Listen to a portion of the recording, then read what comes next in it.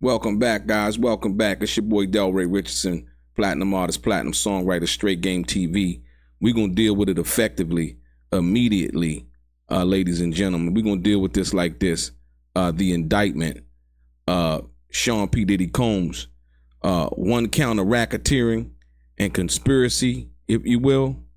For decades, Sean, a.k.a. Puff Daddy, a.k.a. P. Diddy, a.k.a. Diddy, aka PD, loved, defended, abused. They really going in on him. They're going in on him. Maybe make this a little bit bigger for y'all.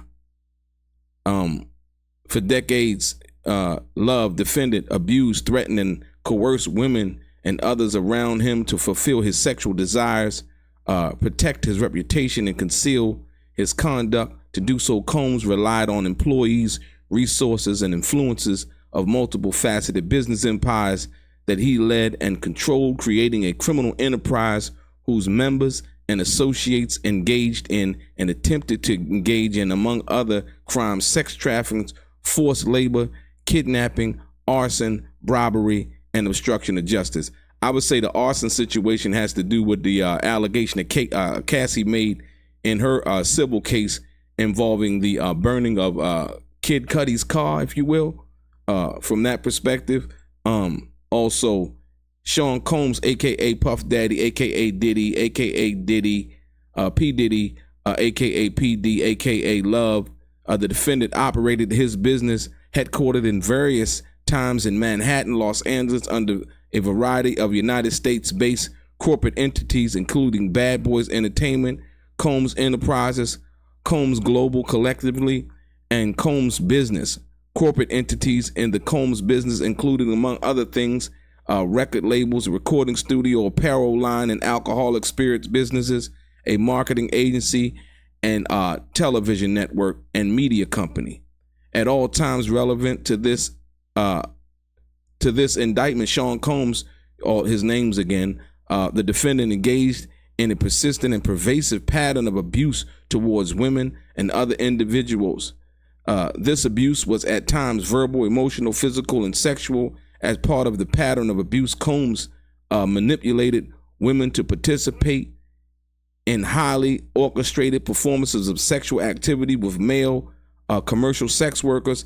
At times, Combs and others acting in his direction made arrangement for women and commercial sex workers to fly to Combs' location. Combs ensured participation from the women by, among other things, obtaining and distributing narcotics to them, controlling their careers, leveraging his financial support, and threatening to cut off the same, and using intimidation and violence. Physical abuse by Sean Combs, his names, the defendant was recurrent and likely known on numerous occasions from at least in or about 2009 and continuing for years. Combs assaulted women by, among other things, striking, punching, grabbing, throwing objects at, and kicking them. These assaults were at times witnessed by others and included in one instance in a Los Angeles hotel on March 2016, which was captured on video. He's talking about the Cassie. It seems like this indictment is basically backed by Cassie, and I don't know whatever cooperating witnesses they might have, but that's what this seems like. It said where Combs kicked, dragged, and threw a vase at a woman as she was attempting to leave. When a member of the hotel security staff intervened, Combs attempted to bribe the staff member to ensure silence. Combs' violence was also not limited to these women. It extended to his employees, witnesses to his abuse, and others. Sean Combs, all of his names, the defendant used the Combs business, including certain employees, to carry out, facilitate, and cover up his abuse and commercial sex. Those employees, including security staff, household staff, personal assistants, and high-ranking supervisors and other close associates, acted as Combs intermediaries, and their conduct was facilitated and assisted by Combs' control of the Combs business, Combs Enterprise. From at least in or about 2008, through, on, or about the date of the filing of this indictment, Sean Combs, all of his names, the defendant, and others known and unknown were members and associates of a criminal organization, the Combs Enterprise or the Enterprise. Members and associates of Combs Enterprise engaged in and attempted to engage in, among other activities, sex trafficking, forced labor, interstate transportation for purposes of prostitution, coercion, and enticement to engage in prostitution, narcotics offenses, kidnapping, arson, robbery, and obstruction of justice. The Combs Enterprise included the leadership, its members, and its associates constituted in the enterprise as defined by Title 18 United States Code Section 1961-4, that is a group of individuals associated. In fact, although not a legal entity, the Combs Enterprise consisted of Sean Combs, aka P. Diddy, all of his names, Combs Business, including but not limited to Bad Boy Entertainment, all of these things and all of this other stuff. Combs Enterprise constituted an ongoing organization whose members function as a continuing unit for a common purpose of achieving objectives of the Combs Enterprise. The Combs Enterprise engaged in its activities affected interstate and foreign commerce. The Combs Enterprise operated in the Southern District of New York and elsewhere. At all times relevant to this indictment, Sean Combs, aka P. Diddy, aka all of his names, the defendant, was the leader of the enterprise. Sean Combs, aka all of his names, the defendant, and others known and unknown participated in unlawful and other activities related to the conduct of Combs Enterprise affairs. These individuals included certain Combs business employees, such as members of Combs security staff, household staff, personal associates, and high-ranking supervisors, as well as others close to associates of Combs. Purposes of Combs Enterprises.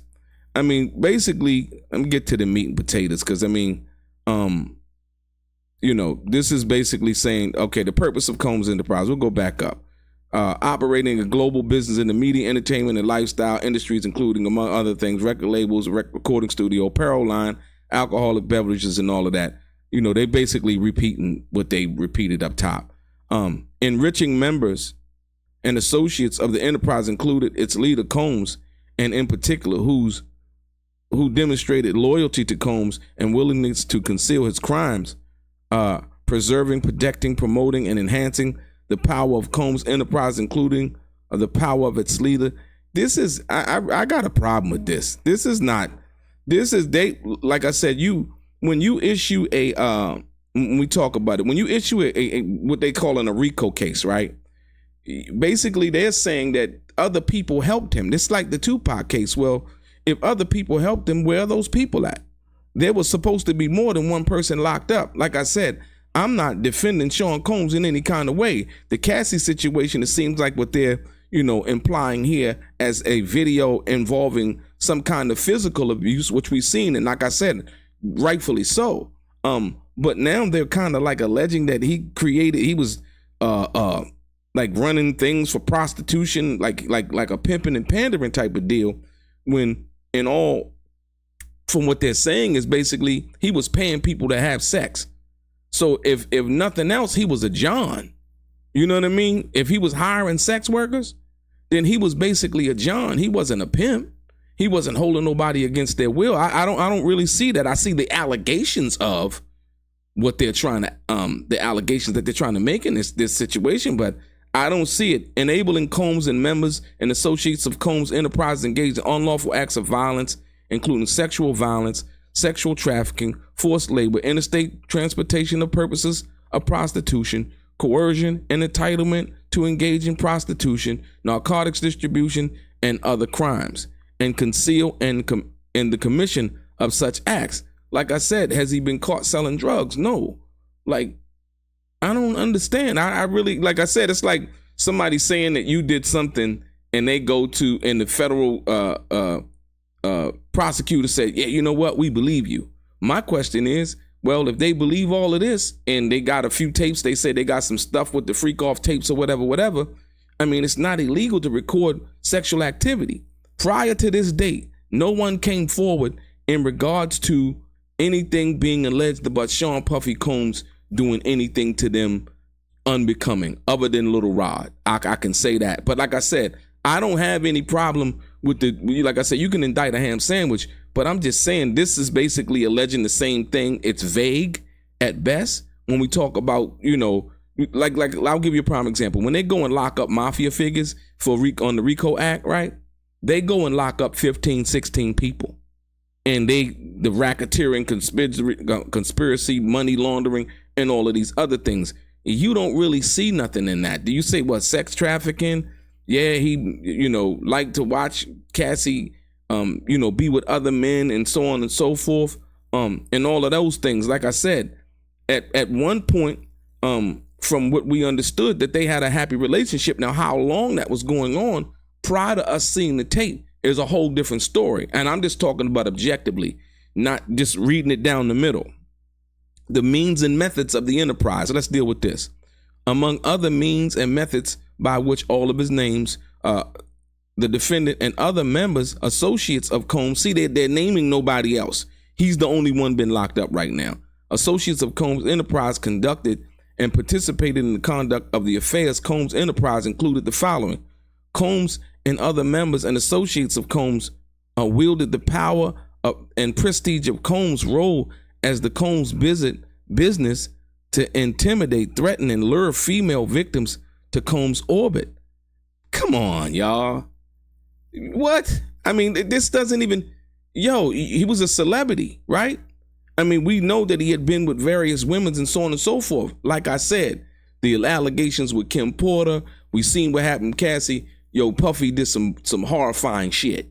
But intimidate, threaten, and lure female victims into Combs' orbit, often under the pretense of romantic relationship. Combs then used force, threats of force, and coercion to cause victims to engage in extended acts with male commercial sex workers.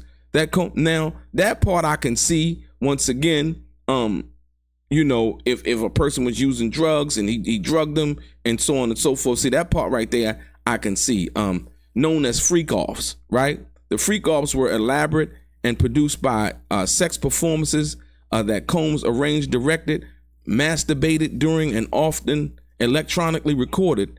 And arranged these freak-offs, Combs, with his assistants and members of the associates of the Combs, transported and caused to be transported commercial sex workers across state lines and internationally. Freak-offs occurred regularly, sometimes lasted multiple days, and often involved multiple commercial sex workers. During freak-offs, Combs distributed a variety of controlled substances to victims, in part to keep the victims obedient and compliant. Sometimes unbeknownst to the victims, Combs kept videos and filmed the victims engaging in sex acts with commercial sex workers after the freak-offs. Combs and the victims typically received IV fluids to recover from the physical exertion and drug use. Wow. Now that's something right there. Now see, those things right there, I kind of understand. And like I said, you can look at that and say, okay, cool. You know what? I believe that. I believe what's being said. I believe what's being alleged as far as that. But the first part of that, how that started off, didn't sound right. Members and associates of Combs Enterprise included high-ranking supervisor staff. They basically say the same thing. Freak-offs stocking the hotel rooms in advance with required freak-off supplies. Somebody better go trademark that the freak-off thing. Make some kind of lubricant or something called freak-off. You know what I mean? Real fast. They might have a gold mine on their hands, including controlled substances, baby oil, lubricant, extra linens, and lighting, cleaning the hotel rooms after the freak-offs to try to mitigate the room damage, arranging for travel for victims, commercial sex workers, and Combs to and from the freak-offs, resupplying Combs with requested supplies, delivering large sums of cash to Combs to pay the commercial sex workers, and scheduling and delivering IV fluids. In or about March 2024, during the searches of Combs' residence in Miami, Florida, and Los Angeles, California, law enforcement seized various freak-off supplies, including narcotics and more than 1,000 bottles of baby oil and lubricant. You know what I mean? They was slipping and sliding through that motherfucker, man. Combs subjected victims to physical, emotional, and verbal abuse to cause victims to engage in freak-offs. Combs maintained control over his victims through, among other things, physical violence, promises of career opportunities, granting and threatening to withhold financial support, and other coercive means, including tracking their whereabouts, dictating the victims' appearances, monitoring their medical records, controlling their housing, and supplying them with controlled substances. During and separate from freak-offs, Combs, among other things, hit, kicked, threw objects, and dragged victims at times by their hair. These often resulted in injuries that took days or weeks to heal. Combs also threatened victims' careers and livelihoods, including if they resisted participation in freak-offs. I could see that being a thing, you know what I mean? Having the power to be able to give something to somebody of value and threaten to take it away.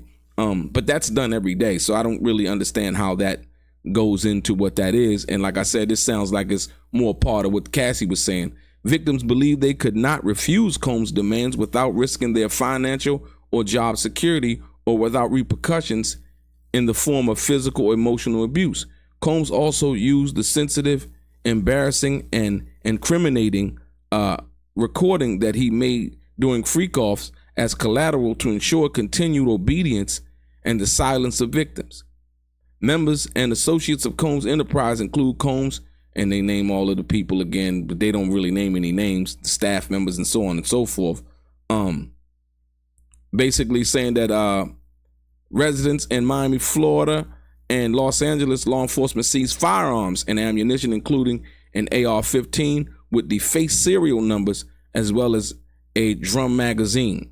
Members and associates of Combs Enterprise enabled Combs control over victims by following his directions regarding financial payments to victims, advancing or suppressing the victim's career opportunities, and acquiring and controlled substances Combs used to keep the victims compliant.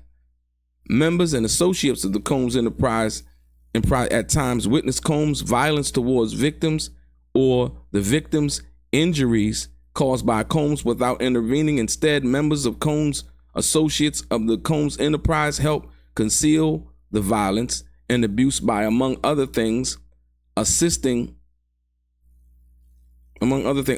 Combs in monitoring, preventing victims from leaving locations such as hotels or Combs' residence. These occasions, see, now that part right there, that's where it gets tricky for them. Like I said, people being held against their will, and then you having these gophers or flunkies, you know, basically assisting him and trying to prevent people from leaving his house. These occasions including instances in which a victim was required to remain in hiding, sometimes for several days at a time, to recover from injuries Combs inflicted. Wow. Yeah, without being publicly observed. Members and associates of the Combs Enterprise also assisted Combs in locating and contacting victims who attempted to flee his abuse. Amazing. Wow. When employees witnessed his abuse or others threatened Combs' authority or reputation, Combs and members of his associates of his enterprise engaged in acts of violence, threats of financial and reputational harm, and verbal abuse. These acts of violence included kidnapping, arson. In addition to multiple occasions, Combs threw both objects and people, as well as hit, dragged, choked, and shoved others. When Combs' authority or reputation was threatened by the possibility of negative publicity or legal or law enforcement actions against him, including in or about the late 2023 following the public allegations of Combs' crimes, Combs and members and associates of his enterprise pressured witnesses and victims, including through attempted bribery, to stay silent and not report what they experienced or knew to law enforcement. On phone calls,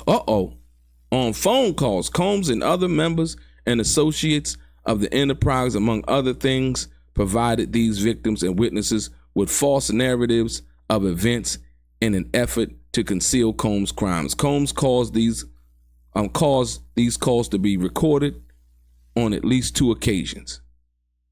Racketeering and conspiracy.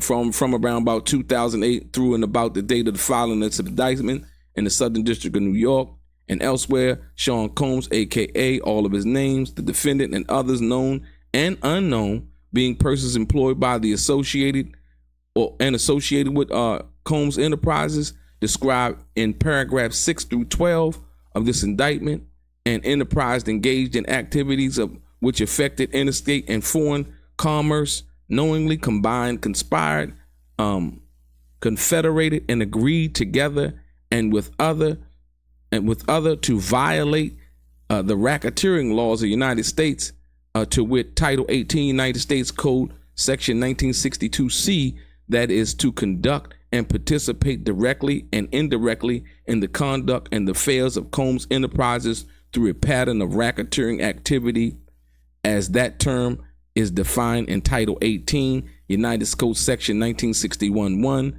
and 1961(5), consisting of multiple acts of involving kidnapping, chargeable under the following provisions of state law: California Penal Code 207, kidnapping; California Penal Code 21A 664, attempt; California Penal Code 31, aiding and abetting; and California Penal Code 182, conspiracy. Multiple acts involving arson, chargeable under the following provisions of state law: California Penal Code 451, Penal Code 21-664, California Penal Code 31, aiding and abetting; and California Penal Code 182, conspiracy. Multiple acts involving bribery, chargeable under the following provisions of state law: California Penal Code 137, bribery of a weapon; California Penal Code 21-664, California Penal Code 31, aiding and abetting; and California Penal Code 182, conspiracy. Multiple acts indictable under Title 18 United States Code 1512, relating to tampering with a witness, victim, or an informant. Multiple acts indictable under Title 18 United States Code Section 1589 and 2, relating to forced labor. Multiple acts indictable under Title 18 United States Code 1591 and 2, relating to sex trafficking. Multiple acts indictable under Title 18 United States Code Section 2421, 2422, and 2, relating to transportation and inducement to travel for purposes of prostitution and other illegal sexual activities, and multiple offenses involving the possession with intent to distribute or distribute narcotics and controlled substances, including cocaine, oxycodone, alprazolam, alprazolam, 3/4, methadone or methadone hydrochloride or whatever that shit is, bromone, dimethoxy. Man, this is some other shit that they was doing, man. What is it? Hydroxyboric acid, ketamine, in violation of Title 21 United States Code Sections 84, 1B, 1C, B, 1E, B2, and 846, distribution and possession of intent with intent to distribute narcotics, to do the same, and Title 18 United States Code Section 2, aiding and abetting and willfully causing. It was part of a conspiracy that Sean Combs, all of his names, the defendant agreed that a conspirator would commit at least 2 acts of racketeering activity in the conduct of the affairs of the Combs Enterprise. Wow. Notice of special sentencing factor. From at least 2009 and up to including to 2018, the Southern District of New York and elsewhere, as part of the agreement to conduct and participate in the conduct affairs of the Combs Enterprise through a pattern of racketeering, all of the names, defendant agreed into affecting interstate commerce, knowingly recruit, entice, harbor, transport, provide, obtain, advertise, maintain, patronize, solicit, and by any means a person knowing and in reckless disregard of the fact of the means of force, threats of force, fraud, and coercion, as described in Title 18 United States Code Section 1591 E2, and any combination of such means would be used to cause the person to engage in commercial sex acts in violation of Title 18 United States Code Section 1591 A1. And yeah, wow. Count 2, sexual. Count 3. So what did it say? Count 2 what?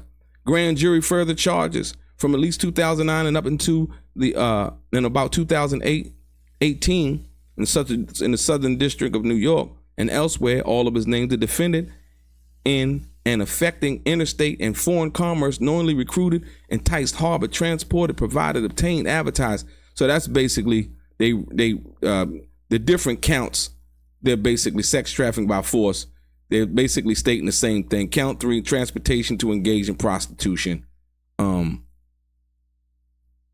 Basically, they're saying the same thing. Well, the transportation engaged in prostitution, basically from 2009 and including up to 2024 in Southern District of New York, all of his names, the defendant knowingly transported an individual in interstate and foreign commerce with the intent the individual to engage in prostitution, attempting and aiding and abetting and willfully cause the same, to wit, Combs transported, aided and abetted and willfully caused the transportation of female victims and commercial sex workers in the interstate and foreign commerce on multiple occasions with the intent that they engage in prostitution.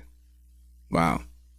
Forfeiture allegations. As a result of committing the offense of the alleged in count 1 of this indictment, Combs, aka all of his names, the defendant shall forfeit to the United States pursuant to Title 18 under the United States Section 1963 any and all interest the defendant acquired or maintained in violation of Title 18 United States Code Section 162, and all interests of securities and claims against the property of contractual rights of any kind affording a source of influence over the enterprise named and described herein, which the defendant established, operated, controlled, conducted, and participated in the conduct of in violation of Title 18. So they basically saying any money that he made in regards, but that's where it goes kind of left, because I mean, most of the money that he made, he wasn't making money through pimping and pandering or through nothing like that. He was basically paying girls or whatever they're alleging that he was doing, so what would he have to forfeit from that perspective? I really don't understand that part, because they're basically saying that he was paying for sex workers to do certain things. I don't see where he derived a financial benefit from that activity, but this is what they're saying in the indictment. So basically, nice currency representing, among other proceeds, traceable in commission of said offense. As a result of committing the offense alleged, count 2 of this indictment, Sean Combs, all of his name, shall forfeit United States. Basically, they're saying forfeit everything that he basically obtained from that. But I don't see how that really is. That's the part that I have. Like certain allegations, they're salacious and probably have witnesses. The young lady that Little Rod described in his lawsuit as the girl who was P. Diddy's assistant, the one that would get drugs. I would take it that they've talked to her. She probably done flipped already. I forgot her name, but I would think she flipped already, because that's what it sounds like, right? And then get into the substitute asset provision. If any of these above described forfeiture property as a result of the act, omission of the defendant cannot be located upon exercise of due diligence, has been transferred or sold to, deposited, meaning basically if he took and transferred some of his property out of his name to somebody else, and so on and so forth. So basically what they're trying to do is they're trying to break him down. But here it is. I think some of the stuff that, this is basically going to be a he said, she said case, for the most part, when you're dealing with this situation here. And so that's how I see it at the end of the day. When we're talking about all of the things that I just read and what I understand it to be. So now you're going to need witnesses to come in to corroborate basically everything that's being alleged, saying that, hey, yeah, I was a sex worker. I was paid. This is how much I was paid. Once again, it's he said, she said. But the most damning part about all of this is the fact that that Cassie tape, and it seems like they're relying heavily on the Cassie tape because they don't have any other acts of violence that we know of so far in regards to proving that he was acting violently towards somebody. But the Cassie tape speaks volumes. That's what I told you guys in my last live in regards to that. But like I said, we're going to see what happens. Sean P. Diddy Combs. And they also said they were going to be seeking no bail. They were going to ask him that he be detained because they said that he is a threat to the public at large. Like I said, some parts of the indictment I understand. Some parts I feel like, they're basically reaching because, I mean, he did have a career in music and all of the other things that they said he had a career in. And I don't think those things involve prostitution, sex workers. I think those involve selling records, as we know, Biggie, Faith, The Lox, and all of the artists that he had, the liquor deals, Sean John, and so on and so forth. So those things wouldn't involve that. Like I said, the racketeering aspect of it, I really don't get that part. I can understand some of the stuff that they're saying, but once again, they're gonna have to prove that. You know what I mean? And how they do that, I really don't know. I mean, you could bring some flimsy witnesses into court and saying, hey, yeah, he did this to me, but nobody said anything in regards to that from what they're saying based on the fact that he was threatening them with violence. Now, I don't doubt that either. You know what I mean? But once again, it's not what you think you know, it's what you actually can prove. So we're going to see if they can prove this case in court. Like I said, yeah, Sean P. Diddy Combs, man, indicted. Your boy DELRAY, straight game.